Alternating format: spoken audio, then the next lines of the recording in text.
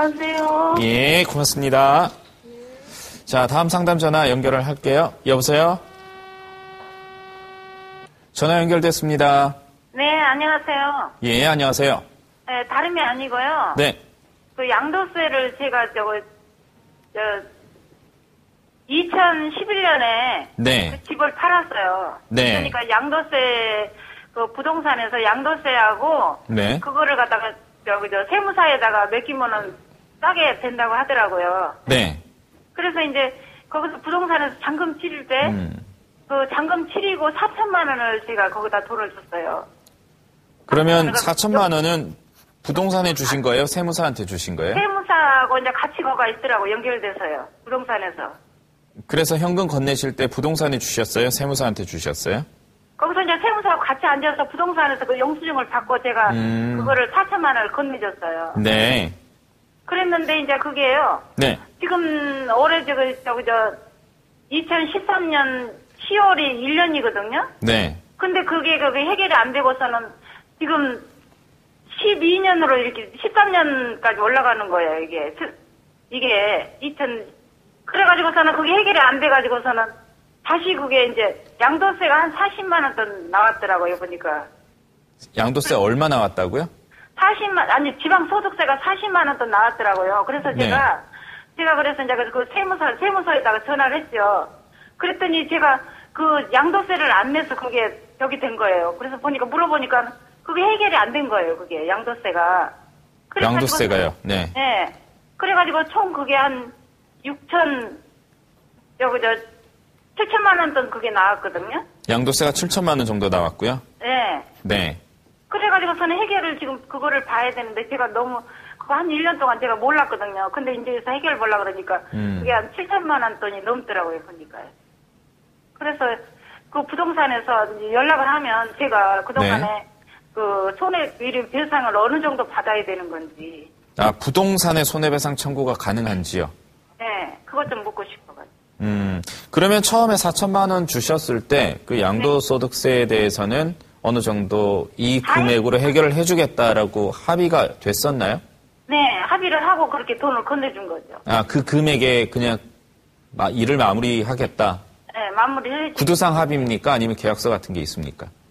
계약서 구두상이 아니죠. 영수증을 제가 건네고 다 해결해주겠다고. 그냥 구두상으로 말로만 이렇게 전해받으신 거죠? 네, 그거 영수증만 제가 4천만 원 준 거는 그거. 그래서 4천만 원의 모든 일을 마무리 짓도록 하겠다라고 말로 확답을 받으시고 건네서 이제 일이 마무리된 줄 알았는데 나중에 봤더니 양도소득세가 7천만 원 나왔다라는 말씀이시죠. 그래서 이 부분에 대해서 부동산을 대상으로 손해배상 청구가 가능한지. 네. 예, 알겠습니다. 문정수 변호사 나와 계십니다. 말씀 들어보세요. 여보세요? 네, 여보세요? 예, 안녕하세요. 문정수 변호사입니다. 네, 안녕하세요. 예, 세무사에게 4천만 원 지급하시고 영수증 받으셨다 그랬는데. 네. 제가 전후 사정은 잘 모르겠지만. 네. 이 양도세라는 게 쉽게 계산될 수 있는 사정이 아니라. 양도 차익에서 여러 가지 공제액도 빼고. 가산금도 추가해서 이렇게 계산하기가 좀 복잡한 걸로 알고 있습니다. 네. 근데 그게 해결이 그게 안 됐으니까 제가 이제 제 생각에는 세무사분께서 그 4천만 원 받으신 게 어느 정도 본인이 계산을 해서 이 정도 나온다고 생각을 하시고 그걸 더 나오면은 추가로 나오면은 더 지급을 받고 만약에 덜 나오면 돌려주기로 하고 이런 의미에서 받으신 거 아니에요?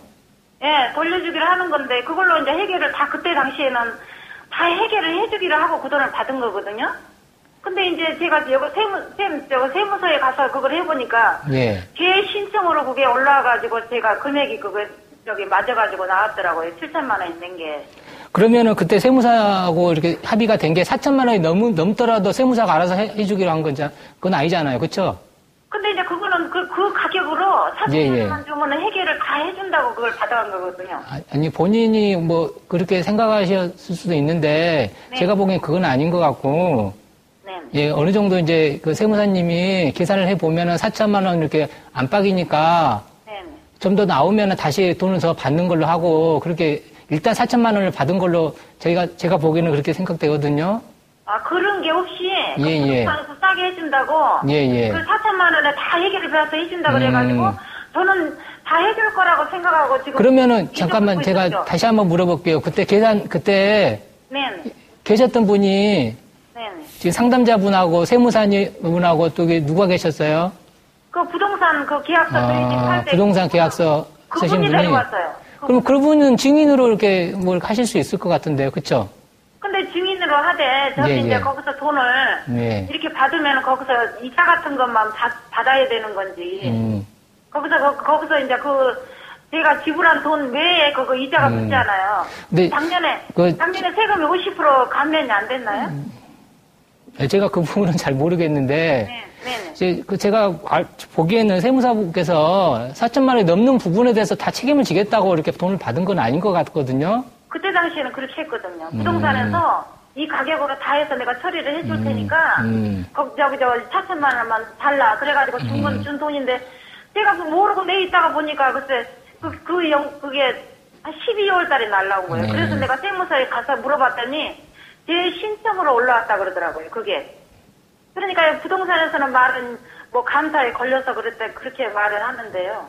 제가 법에 대해서는 잘 몰라가지고 이거를 지금 손해배상을 어떻게 받아야 되는지. 실제로 만약에 세무사께서 4천만 원 넘는 부분에서는 본인이 다 해결해 주겠다 이런 의미로 받으신 거면은 그 4천만 원 넘는 부분에 대해서는 손해배상 청구할 수 있을 것 같긴 하겠는데 그걸 일반인의 입장에서 그렇게 하시는 세무사분은 거의 없어가지고 이제 일반적으로 지금 믿기는 좀 어려울 것 같은데. 일단 그러면 제가 중간에서 잠시만 끼어들게요. 상황상 이런 것 같네요. 일단 부동산에서는 매매를 해야지 수수료를 받기 때문에 지금 상담자분께서는 양도소득세가 걱정이라서 좀 머뭇거리고 계셨나 봐요. 그러면 내가 아는 세무사가 있다. 4천만 원의 모든 일을 마무리하도록 하겠다. 그리고 세무사분 오시고 계약서 뭐 대충 마무리하시고 상황이 이렇게 전개된 것 같네요. 대충 짐작을 해보건데 그러면 뭐 지금 변호사님께서 말씀하신 것도 일리가 있습니다. 세무사 입장에서는 뭐 4천만 원으로 다 돕긴 그러니까 일을 하다 보면 더 벌어질 수도 있는 거고 뭐 더 나올 수도 있는 거고 그 부분에 대해서는 확실하게 책임을 지겠다고 한 적은 없을 겁니다. 아마 세무사 입장에서는.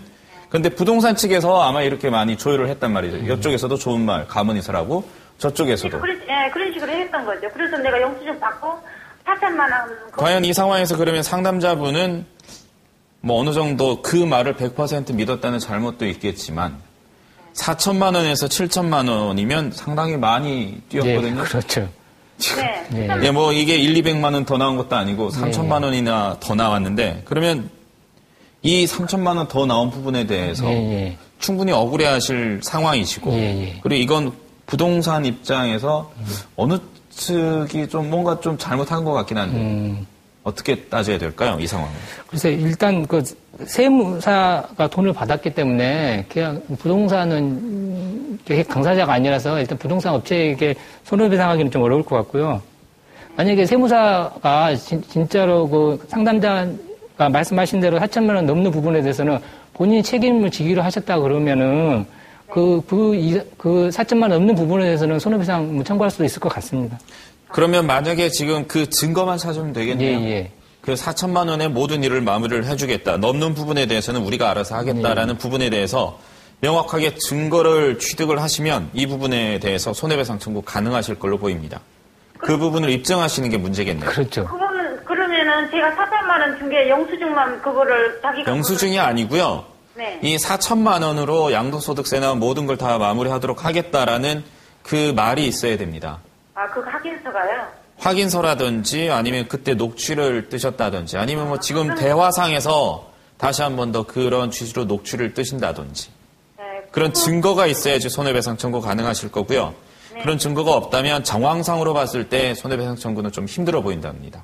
힘들어요? 예. 그러면 거기서 만약에 이자 같은 거 이제 작년에 50% 그 감면이 안 됐다고 하니까 그런 부분은 좀 개인적으로 좀 알아보셔야 될 것 같아요. 솔직히 저희가 법률 상담을 진행을 하고 있긴 하지만 세금 문제에 대해서는 일단 법으로 옳고 그름은 판단할 수 있어도 세금이 어느 정도 나온다까지는 저희가 말씀드릴 수가 없어요. 세금 문제는 회계사나 세무사가 따로 있지 않습니까? 전문직이. 지금 현재 금액은 나와 있잖아요.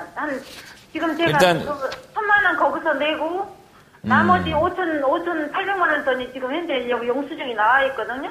그러니까 자, 상담자분 그 부분은 네. 일단 자료를 가지고 정확하게 법률사무소를 방문을 하셔서 상담을 받아보셔야 되는 거고요. 네. 지금 전화상으로 상담자분 얘기만 들어봤을 때 저희가 판단하기로는 그 정황만 있으면 정황만 가지고는 좀 부족하고요. 증거가 있다면 손해배상 청구 가능하고요. 증거 없으시다면 손해배상 청구가 좀 불가능할 것으로 보입니다. 네, 저는 영수증밖에 없어요. 영수증 그때 받아오는 거 잔금 치를 때. 아니면 그 부분에 대해서 증인을 확보하시던지. 일단 그 부분에 대해서 고민을 좀 해보시기 바랍니다. 네, 다른 법부들 이유는 없나요? 네? 전화가 끊어졌나요?